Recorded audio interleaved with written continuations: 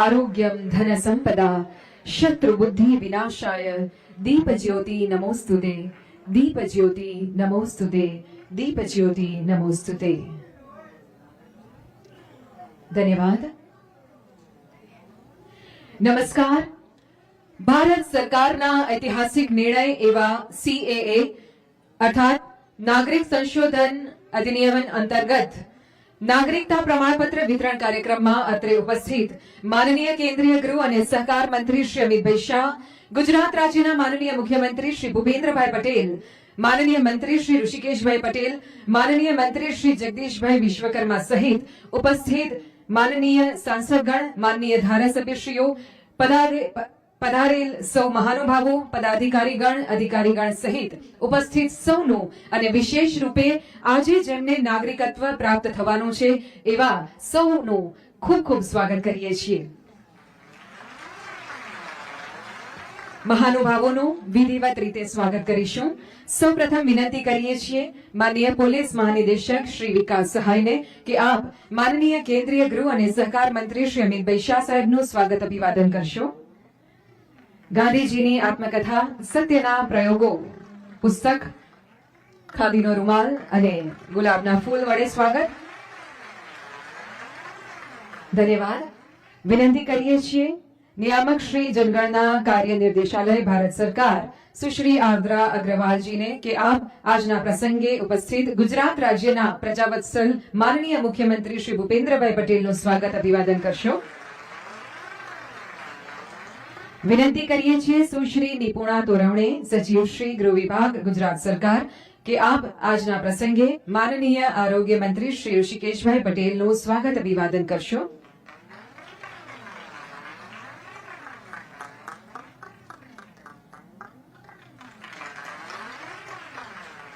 विनंती करिए छे अमदावादना कलेक्टर श्री सुश्री प्रवीणा डीके मैडम ने कि आप आजना प्रसंगे माननीय मंत्री श्री जगदीशभाई पंचालનું स्वागत अभिवादन करशो।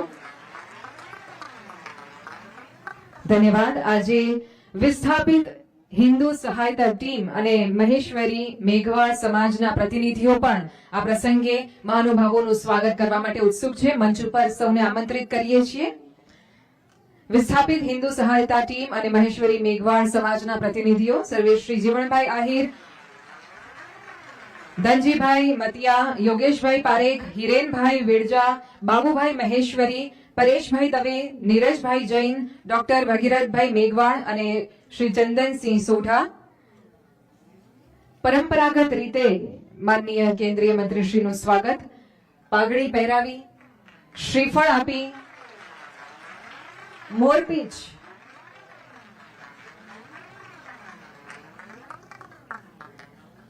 हिंगळाज मातानो फोटो, मेमेंटो, शाल,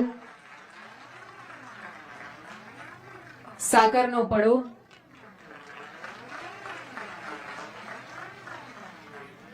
अने खास तलवार अने ढाल आम परंपरागत रीते स्वागत थई रह्युं छे। जोरदार ताळीओ साथे आपणे पण आपणा हृदयना भावने आ मंच सुधी पहोंचाडीए।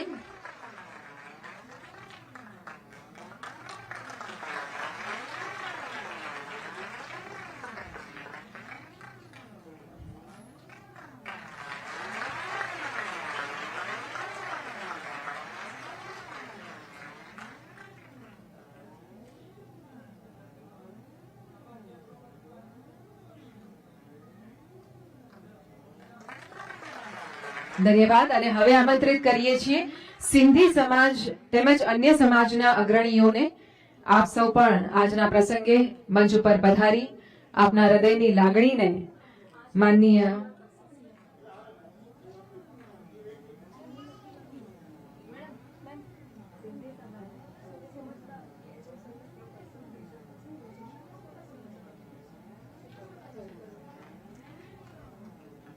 માનનીય મુખ્યમંત્રીશ્રીનું સ્વાગત પણ વિસ્થાપિત હિન્દુ સહાયતા ટીમ અને મહેશ્વરી મેઘવાળ સમાજ દ્વારા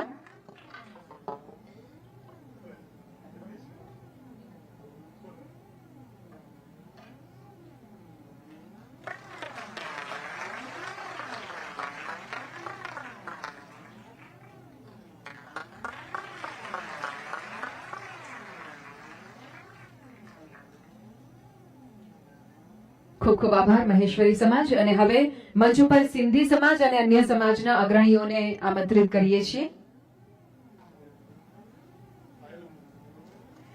ડોક્ટર પાયલબેન કુકરાણી, ડિમ્પલબેન મહેશ્વરી, નંદલાલ મેઘાણી, પામદાસભાઈ જગવાણી, રાજેશભાઈ મહેશ્વરી, રૂડાભાઈ ઠાકોર, મગનભાઈ ઠાકોર અને બગુભાઈ આહિર માનનીય કેન્દ્રીય મંત્રીશ્રીનું સ્વાગત અભિવાદન કરી રહ્યા છે.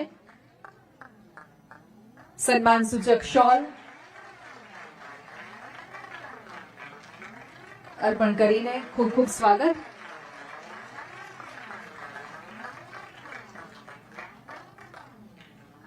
સિંધી તેમજ અન્ય સમાજના પ્રતિનિધિઓ માનનીય મુખ્યમંત્રીશ્રીનું સ્વાગત કરવા માટે પણ ઉત્સુક છે. તેમને વિનંતી, સ્મૃતિ ચિહ્ન અને શોલ અર્પણ કરીને માનનીય મુખ્યમંત્રીશ્રીનું સ્વાગત કરશો.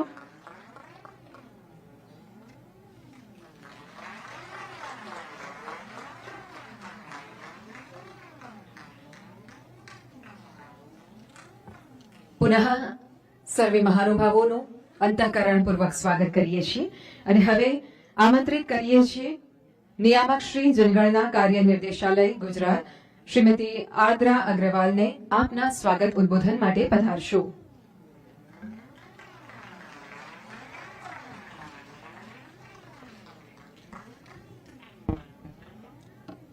माननीय केंद्रीय गृह एवं सहकारिता मंत्री श्री अमित शाह जी, माननीय मुख्यमंत्री गुजरात राज्य श्री भूपेंद्र भाई पटेल जी, माननीय मंत्री श्री गुजरात सरकार श्री ऋषिकेश पटेल जी, माननीय मंत्री श्री जगदीश पांचाल जी, माननीय सांसद राज्यसभा, माननीय सांसद लोकसभा, माननीय मेयर श्री, विधायक महोदय और इस ऐतिहासिक अवसर पर उपस्थित सभी सम्माननीय अतिथिगण, आप सभी का मैं इस नागरिकता प्रमाण पत्र वितरण समारोह में हार्दिक स्वागत करती हूँ.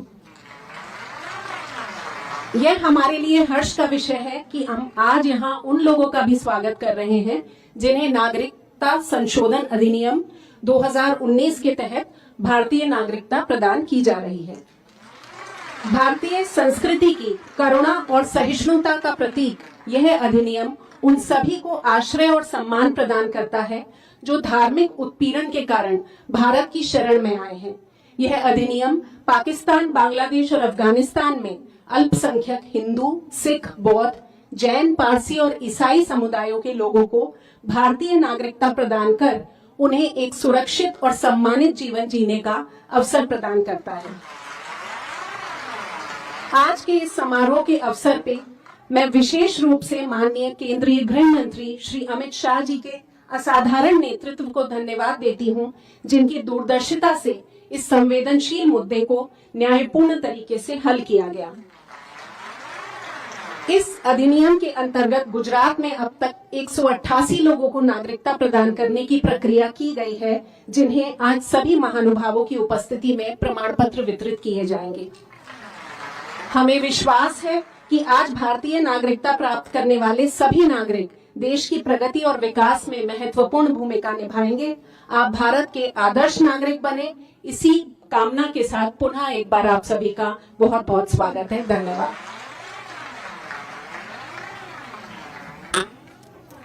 ધન્યવાદ મેડમ. ગુજરાત રાજ્યના સંતુલિત વિકાસના પાયામાં છે અહીંની શાંતિ, સલામતી અને ભાઈચારો. ગુજરાત અને ગુજરાતવાસીઓના સર્વાંગીણ કલ્યાણ માટે અહર્નિશ ચિંતનશીલ એવા ગુજરાત રાજ્યના મૃદુ છતાં મક્કમ માનનીય મુખ્યમંત્રી શ્રી ભૂપેન્દ્રભાઈ પટેલને આવો ખૂબ તાળીઓના આદર સાથે આવકારીએ આપના પ્રાસંગિક ઉદ્બોધન માટે.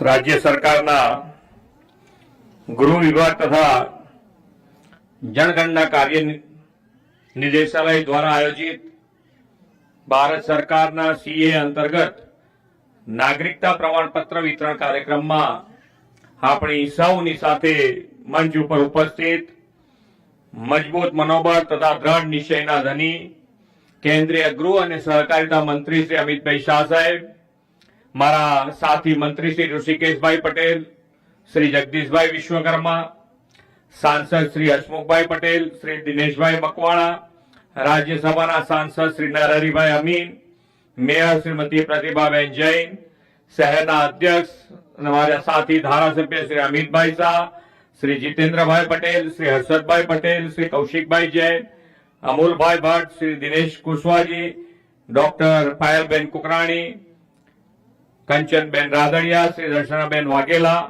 ડેપ્યુટી મેયર શ્રી જતીનભાઈ પટેલ, સ્ટેન્ડિંગ ચેરમેન શ્રી દેવાંગભાઈ દાણી, પક્ષના નેતા શ્રી ગૌરાંગભાઈ પ્રજાપતિ, દંડક શ્રીમતી શીતલબેન ડાગા, રાજ્યના પોલીસ વડા શ્રી વિકાસ સહાય, ગૃહ સચિવ શ્રીમતી નિપુણા તોરવણે, કલેક્ટર શ્રી તથા ઉપસ્થિત અધિકારીગણ, વિવિધ સંગઠનના પદાધિકારી, રાજ્યના વિવિધ જિલ્લાઓમાંથી પધારેલા સૌ નાગરિક ભાઈઓ બહેનો, પ્રેસ મીડિયાના મિત્રો, સૌને મારા નમસ્કાર.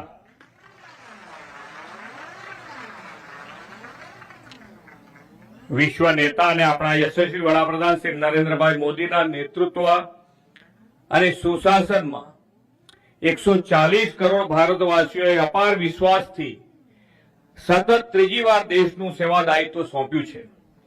આપણે હમણાં જ 78મો સ્વતંત્રતા દિવસ ઉજવ્યો છે. 1947માં ભારત આઝાદ થયું ત્યારે ધર્મ કોમના નામે પડેલા ભાગલામાં આપણા અનેક બાંધવો અન્ય દેશોમાં જઈને વસવા મજબૂર બનેલા. મહાત્મા ગાંધી અને સરદાર સાહેબે સ્વરાજ અપાવ્યું ત્યારે બાપુએ કહેલું કે પાકિસ્તાનમાં રહેનાર વિવિધ ધર્મના લોકોને ભારતમાં આવીને વસવું હોય તો તેમનું સ્વાગત છે. પૂજ્ય બાપુએ સ્વરાજ બાદ કરેલી આ વાત દાયકાઓ પછી ગુજરાતના બે પનોતા પુત્ર આદરણીય નરેન્દ્રભાઈ અને અમિતભાઈ શાહ સાહેબના સુરાજ્યમાં સાકાર થઈ રહી છે. આદરણીય વડાપ્રધાન શ્રી નરેન્દ્રભાઈના નેતૃત્વ અને બાહોશ કર્મઠ ગૃહમંત્રી શ્રી અમિતભાઈ શાહે જે કહેવું તે કરવુંનો મંત્ર આત્મસાત કર્યો છે. મોદીજીએ આપેલી ગેરંટી સાકાર કરવામાં અને તેને ધરાતલ પર ઉતારવા માટે આપણા ગૃહમંત્રી શ્રી અમિતભાઈ શાહે આતંકવાદ અને નક્સલવાદ સામે સુરક્ષા આપવા મક્કમ વલણ અપનાવ્યું છે. એટલું જ નહીં, અમિતભાઈ શાહ સાહેબના અવિરત પ્રયાસો અને પરિશ્રમને પગલે દેશને સીએ અને ભારતીય દંડ સંહિતા જેવા શકવર્તી કાયદા કાનૂન મળ્યા છે. આજે આ સીએ નો લાભ મેળવીને જુદા જુદા ધર્મના કુલ 188 લોકો ભારતીય નાગરિકતા મેળવી રહ્યા છે. આ એવા નિરાશ્રિતો છે કે જે કોઈ પણ વાંક વિના પડોશી દેશોએ પ્રતાડિત કરેલા. આપણે ત્યાં લાંબા સમયથી શરણાર્થી વસેલા છે. તેઓને પોતાની કોઈ ઓળખ જ ન હતી, માત્ર રેફ્યુજી કહેવાતા હતા. જેનું કોઈ નહીં એના માન્ય નરેન્દ્રભાઈ. આપણા ગૃહમંત્રી શ્રી અમિતભાઈ શાહ સાહેબે સંસદમાં સીએ પસાર કરીને એ વાત સાકાર કરી છે. આપણી સનાતન હિન્દુ સંસ્કૃતિ ભાઈચારો વસુદેવ કુટુંબકમ એટલે કે સમગ્ર વિશ્વને એક પરિવાર માનનારી છે. વડાપ્રધાન શ્રી નરેન્દ્રભાઈના નેતૃત્વમાં ભારતે G20ની સફળતાપૂર્વક યજમાની કરીને આ વસુદેવ કુટુંબકમની ભાવનાનો વિશ્વને પરિચય કરાવ્યો છે. તો આદરણીય અમિતભાઈ શાહ સાહેબના સફળ પ્રયાસોના પરિણામે સંસદમાં પસાર કરાયેલો CAA પાકિસ્તાન, અફઘાનિસ્તાન અને બાંગ્લાદેશના માઇનોરિટીઝ માટે આશાનું એક નવું કિરણ બન્યો છે. સૌને અપનાવીને ભાઈચારા, સૌહાર્દ અને કરુણાની આપણી સદીઓથી ચાલતી આવતી સંસ્કૃતિનું દર્શન અને પરિચય આ કાનૂનથી વિશ્વને થયો છે. પાછલા 10 વર્ષમાં ભારત વિશ્વસનીય, ભરોસાપાત્ર અને મજબૂત દેશ તરીકે વિશ્વમાં પ્રચલિત થયો છે. યુક્રેન રશિયા યુદ્ધમાં ફસાયેલા લોકોની સલામતી વાપસી માટે ઓપરેશન ગંગા, પેલેસ્ટાઇન ઇઝરાયલ વચ્ચે યુદ્ધમાં ફસાયેલા લોકોને પરત લાવવાનું ઓપરેશન અજય. આદરણીય વડાપ્રધાન શ્રી નરેન્દ્રભાઈ મોદીના નેતૃત્વમાં આપણે વર્ષ 2047 સુધીમાં વિકસિત ભારતના નિર્માણની દિશામાં આગળ વધી રહ્યા છીએ. આપણા પડોશીઓમાં શાંતિ રહે, આપણી સરહદો સલામત રહે અને દેશમાં શાંતિ સૌહાર્દનું, આંતરિક સુરક્ષા સલામતીનું વાતાવરણ રહે તે વિકાસ માટેની પ્રાથમિકતા છે. આદરણીય ગૃહમંત્રી શ્રી અમિતભાઈ શાહના નેતૃત્વમાં દેશમાં આંતરિક શાંતિ અને સુરક્ષા ખૂબ જ મજબૂત થયા છે. સદીઓ જૂના કાયદાઓના સ્થાને સમયાનુરૂપ અપરાધિકા અને ન્યાયિક કાનૂન બનાવીને શ્રી અમિતભાઈ શાહ સાહેબે વિકસિત, આત્મનિર્ભર અને ઉન્નત શ્રેષ્ઠ ભારતની કલ્પનાના સાકાર કરવામાં સિંહ ફાળો આપ્યો છે. આદરણીય વડાપ્રધાન શ્રીએ વર્ષ 2047 સુધીના સમયને અમૃતકાળ ગણ્યો છે. આ અમૃતકાળ આપણા માટે કર્તવ્ય કાળ છે. આપણે સૌ કર્તવ્ય કાળમાં વિકસિત ભારતના નિર્માણ માટે કર્તવ્યરત રહીએ એવી અપેક્ષા સાથે વિરમું છું. ભારત માતા કી જય. વંદે માતરમ. જય જય ગરવી ગુજરાત.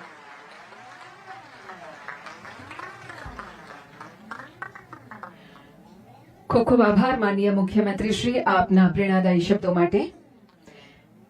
ભારત એક એવો દેશ છે જ્યાં અધિકારોનું રક્ષણ છે, સુરક્ષા અને સમાનતાપૂર્ણ વાતાવરણ છે, સંવેદના અને માનવતા અહીં વસે છે અને મા ભારતીના સૌ ધર્મના સંતાનો અહીં સાથે વસે છે. આજે ગુજરાત જ નહીં પરંતુ સમગ્ર રાષ્ટ્ર માટે ઐતિહાસિક દિવસ છે. જે વ્યક્તિઓએ પડોશી દેશોમાં પારાવાર પીડા ભોગવી હતી તેવા દમનને કારણે ભારતમાં આશ્રય મેળવનાર 188 જેટલા હિન્દુ શરણાર્થીઓને આજે ભારતનું નાગરિકતા પ્રમાણપત્ર મળવા જઈ રહ્યું છે. સાદર વિનંતી કરીએ છીએ માનનીય કેન્દ્રીય ગૃહમંત્રીશ્રીને કે આપના શુભ હસ્તે આ પ્રમાણપત્ર એનાયત કરજો. મંચ પરથી પ્રતિકાત્મક 5 લાભાર્થીઓને આ પ્રમાણપત્ર એનાયત થશે. મંચ પર આમંત્રિત કરીએ છીએ વેરશીભાઈ જેમલભાઈ, સુરેન્દ્રનગરના શરણાર્થી છે અને આજે તેમને CAA અંતર્ગત ભારતનું નાગરિકતા પ્રમાણપત્ર પ્રાપ્ત થઈ રહ્યું છે.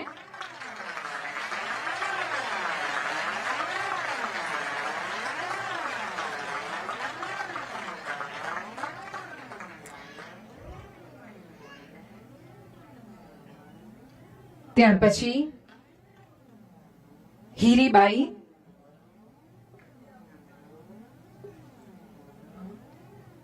ત્યાર પછી જીવણભાઈ રબારી, એશા અને મિરનભાઈ ફકીરો પણ ઝડપથી પધારશો.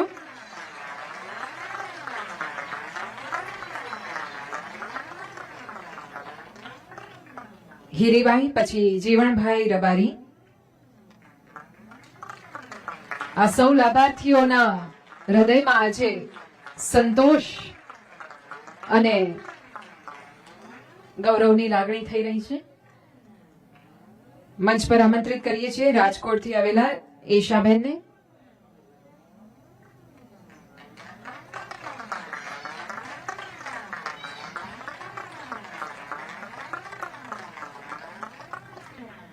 મીરાનબાઈ ફકીરો પાટણના રહેવાસી અને હવે તેમને ભારતનું નાગરિકતા પ્રમાણપત્ર પ્રાપ્ત થઈ રહ્યું છે.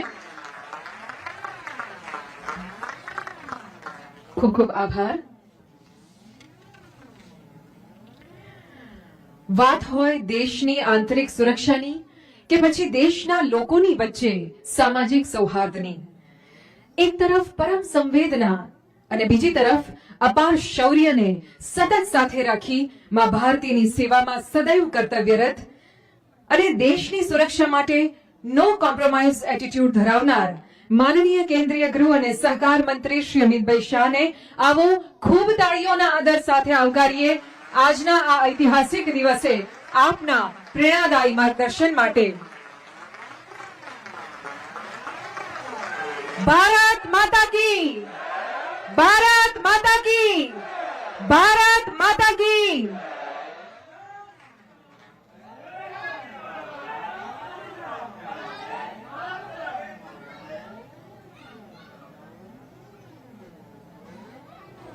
ये वहां से बन लगता है. मेरे साथ बोलिए, भारत माता की वंदे. आज के इस ऐतिहासिक कार्यक्रम में मेरे साथ मंच पर उपस्थित गुजरात राज्य के मुख्यमंत्री श्रीमान भूपेंद्र भाई पटेल, गुजरात राज्य के आरोग्य मंत्री श्री ऋषिकेश भाई, सहकारिता मंत्री जगदीश विश्वकर्मा जी, मेरे सांसद साथी श्रीमान नरहरि भाई, हसमुख भाई, दिनेश भाई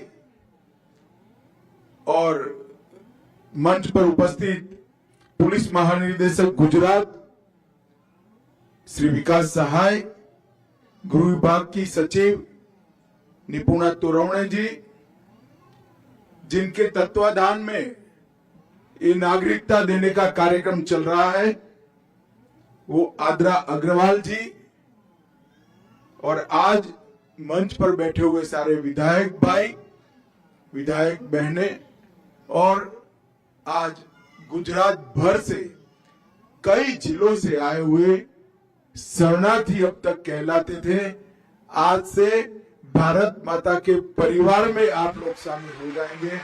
ऐसे मेरे प्यारे भाइयों और बहनों, आप सभी का स्वागत है। मित्रों, आज मेरे जैसे समाज जीवन के कार्यकर्ता के लिए एक बहुत भावुक क्षण है, क्योंकि ये सीए सिर्फ देश के लाखों लोगों को, देश में बस रहे लाखों लोगों को नागरिकता देने का कार्यक्रम नहीं है।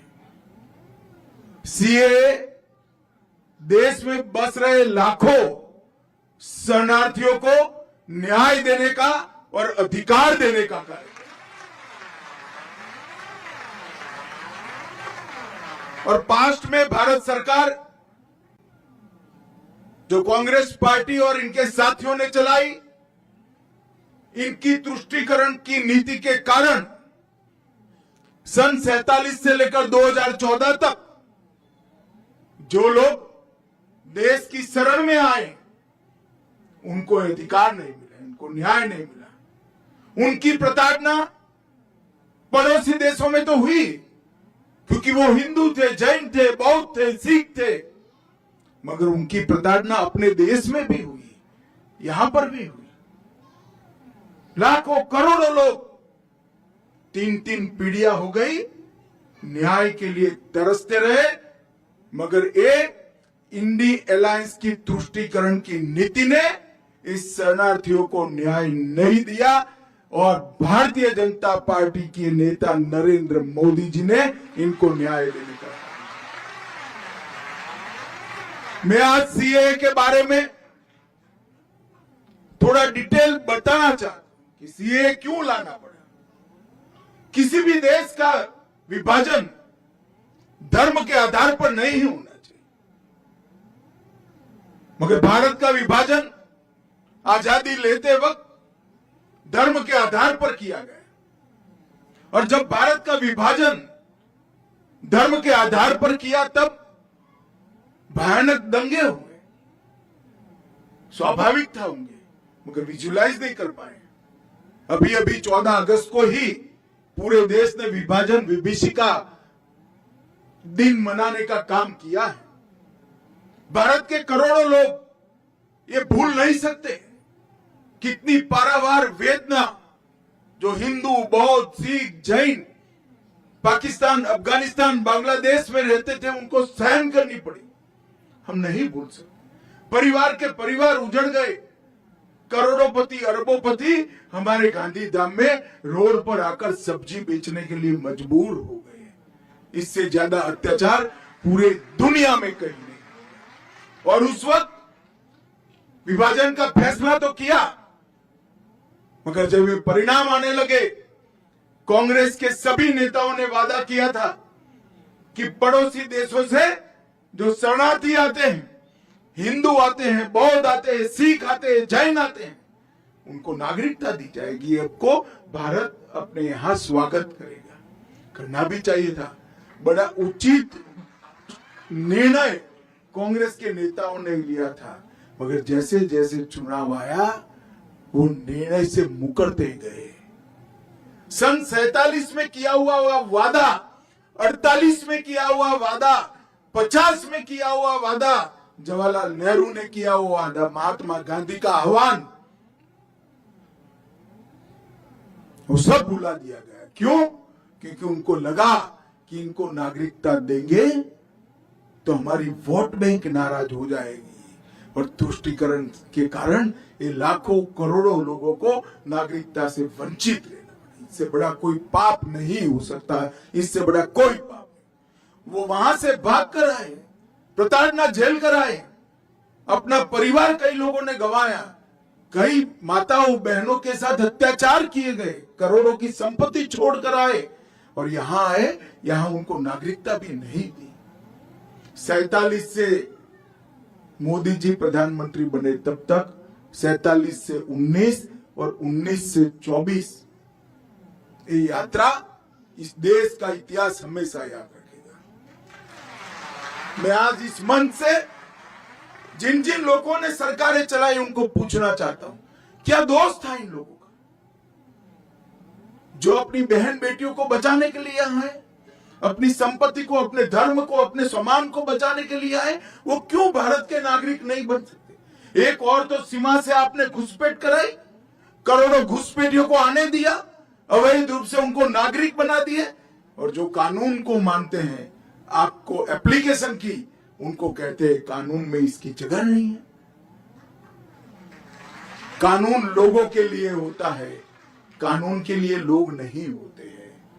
हमने 2014 में वादा किया था कि अगर भारतीय जनता पार्टी को मैंडेट मिला तो हम सीए लाएंगे और 2019 में हम सीए लेकर आए और एक करोड़ों हिंदू, करोड़ों जैन, बौद्ध, सिख जिनको न्याय नहीं मिला था उनको न्याय देने की शुरुआत हुई। मैं आज इस मंच से स्पष्टता से कहना चाहता हूं, मैं काफी समय चुप रहा हूं। ये कानून पारित हुआ था 19 में। 19 में कानून पारित होने के बाद भी सबको भड़काया गया कि इससे मुसलमानों को अन्याय होगा, मुसलमानों की नागरिकता चली जाएगी। मैं आज फिर से स्पष्ट करना चाहता हूं मेरे मुस्लिम भाइयों बहनों के लिए, ये कानून में किसी की नागरिकता लेने की कोई प्रोविजन नहीं है। ये कानून नागरिकता देने का कानून है। अभी हमने दी, इनके चेहरे देखिए, हमारे ही देश के लोग हमारे ही देश में निराश्रित बनकर रह गए। इससे बड़ा दुर्भाग्य और विडंबना क्या हो सकती है? इतने सालों तक ये तुष्टीकरण की नीति के कारण ये नहीं हो पाया था। नरेंद्र मोदी जी ने 19 में कानून लाने का फैसला दिया और मुझे संसद में वो कानून को पारित करने के लिए रखने का सौभाग्य। 19 में कानून पारित होते हुए भी आज 188 परिवार यहाँ खुशहाल खड़े हैं। क्यों नहीं मिला भाई 19 से 24? आपको देश में दंगे कराए गए, अल्पसंख्यकों को भड़काया गया। और मैं आज स्पष्टता के साथ कहना चाहता हूं, ये अफवाहें फैलाई गई थी सीए की कानून से किसी की नागरिकता नहीं जाती। हिंदू, बौद्ध, सिख, जैन जो शरणार्थी मेरे भाई बहन आए हैं उनको नागरिकता और सम्मान देने का कार्यक्रम है, अधिकार। और आज भी कुछ राज्य सरकारें हैं जो लोगों को गुमराह कर रही।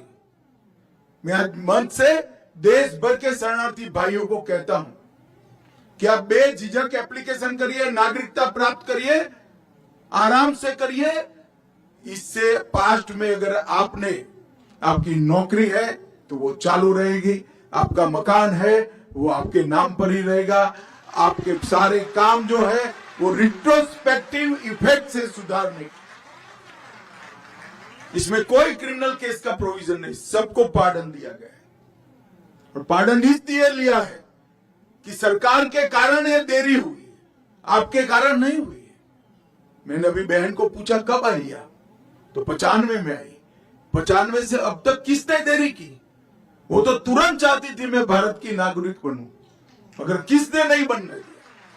सरकार ने कहा। इसीलिए सिटीजनशिप अमेंडमेंट एक्ट लाना पड़ा। और आज मुझे बड़ा दिल में बहुत संतोष है कि मेरे ही राज्य में आज 188 परिवार मां भारती के परिवार बनकर, हमारे भाई बहन बनकर, हमारे साथ सम्मान के साथ। और मैं आज अपील करना चाहता हूं देश भर के शरणार्थी भाइयों बहनों को, कोई भी गुमराह करे, कोई भी पार्टी करे, मैं पार्टियों का नाम नहीं लेना चाहता, मगर आप मत मानिएगा।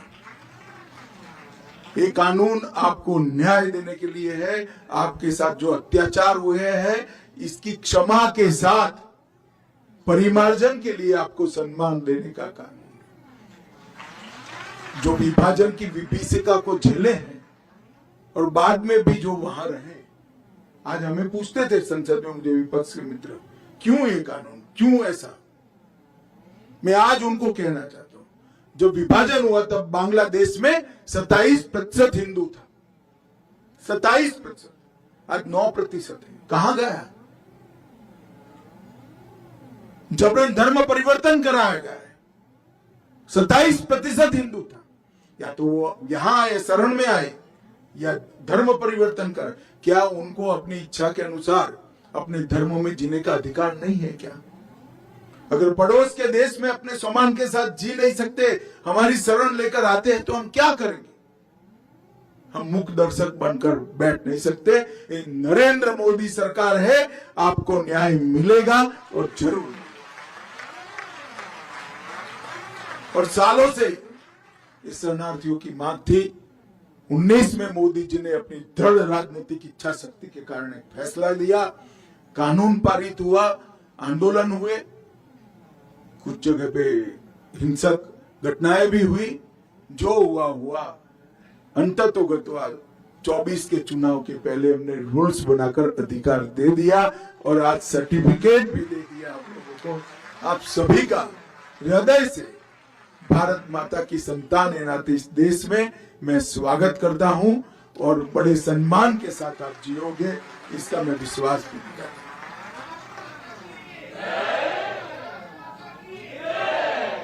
मित्रों, नरेंद्र मोदी जी जब भारतीय जनता पार्टी ने उनको देश के प्रधानमंत्री पद के उम्मीदवार के रूप में नामित किया, तब मोदी जी ने इस देश की जनता को कहा था कि इस देश का लोकतंत्र परिवारवाद से पीड़ित है, जातिवाद से पीड़ित है, तुष्टीकरण से पीड़ित है और भ्रष्टाचार से पीड़ित है। ये चारों नासूरों को नरेंद्र मोदी जी ने 10 साल में उखाड़ने के लिए अथक प्रयास किया। परिवारवाद के खिलाफ 15 अगस्त को उन्होंने घोषणा की, अपील की है। कैसे 1 लाख युवा राजनीति में जुड़े जिनके परिवार में से कोई राजनीति में नहीं, कोई राजनीति, ये अपील की है। और परिवारवादी पार्टियों को घोर पराजय भी देश की जनता ने घोर पराजय दिखाया है। भ्रष्टाचार के खिलाफ भी जंग किया, जातिवाद के खिलाफ भी किया।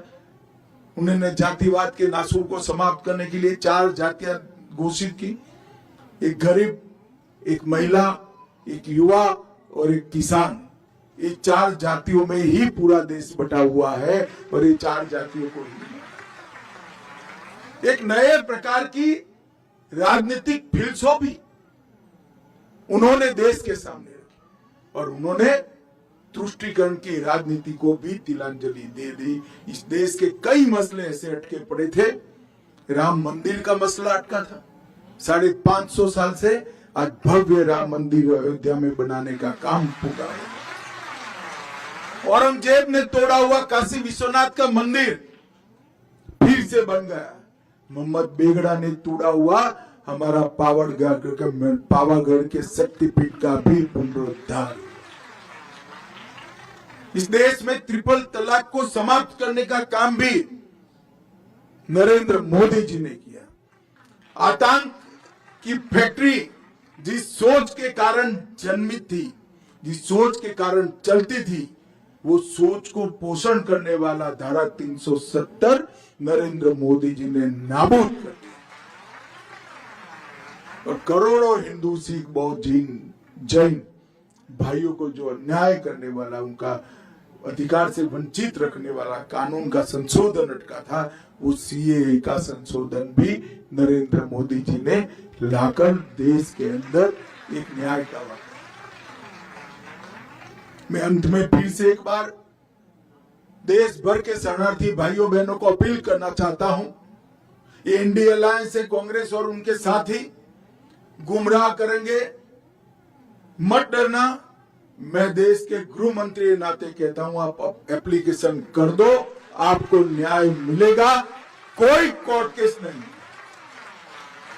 और ये तो उदाहरण है, 188 परिवार, कोई कोर्ट केस नहीं हुआ, नागरिक भी बन गए, उनके बच्चे एमएलए भी बनेंगे, सांसद भी बनेंगे, आईएएस भी।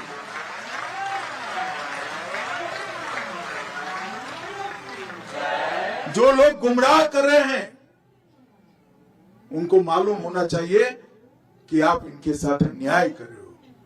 आप में तो हिम्मत नहीं थी वोट बैंक के कारण कानून लाने की, मोदी जी लाए हैं, कम से कम इसका इम्प्लीमेंटेशन करने के लिए हमारा समर्थन करें।